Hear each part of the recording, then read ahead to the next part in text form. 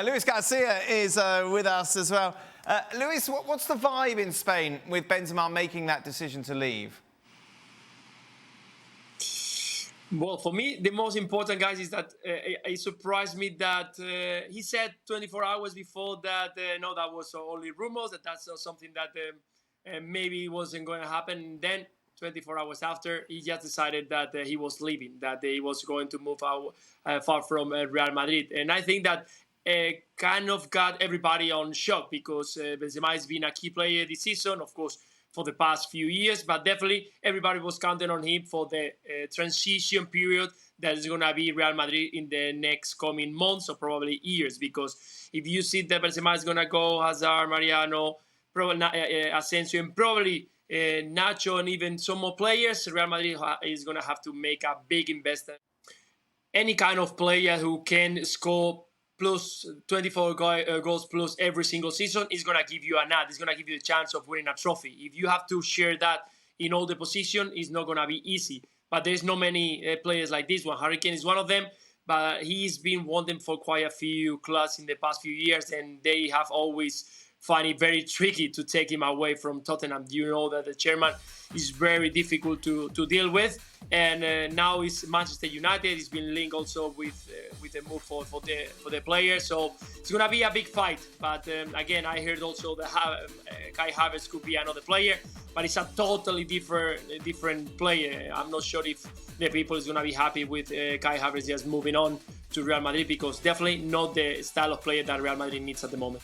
Let's welcome in, shall we, now Citizen Vigo, because at the top of the hour we have those 5 games, of course, all being played at the same time to decide who will be going down to the Segunda at the end of the day. Sid, before we look ahead to Celta Vigo against Barcelona, I want to get your thoughts on Benzema. How much did this surprise Real Madrid?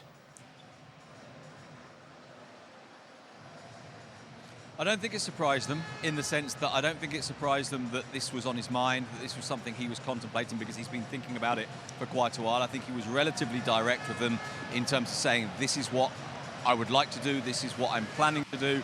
I think the surprise came maybe that it's for right now. And now we have a fun summer, Sid, discussing who's going to come and replace him. Oh, what joy. That's what we want, isn't it? To be spending the summer speculating over this. And again, you know, let's go back to that timing. As you say, we've now got that summer of speculation, partly because Real Madrid's planning was all built around the idea that maybe Mbappe becomes available in 2024. We just need to bridge the gap to there. Of course, they've bought Endrick as well, who is a player that they think will be absolutely brilliant up front, but he's only, I think he's now just turned 17.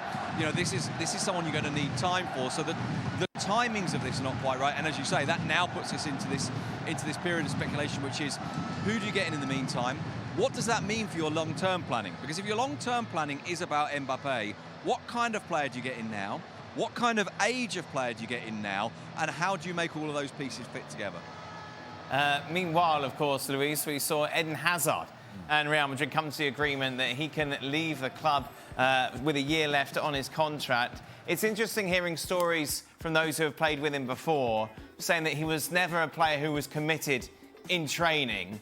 So was this a case of just age catching up with him because of that? And should Real Madrid have done due diligence on that before paying that huge transfer fee for him?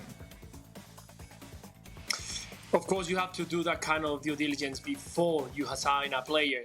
Try to see the surrounding, what the people is talking about, the players who are next to him, because they are the ones who can tell you the real thing happening indoors, because you only see what is happening on the weekend or on the games. And there are players who can perform very well on the weekends and maybe not that well on the training. But when you are young, your body just keep on going. It doesn't matter how you deal with it. On these days that the players have been treated so well and been taken care of very well. So you kind of think that a player can last maybe until 30, 33, 34. We've seen players at the highest level. But if you don't look after yourself, not every player is the same, and much more when players'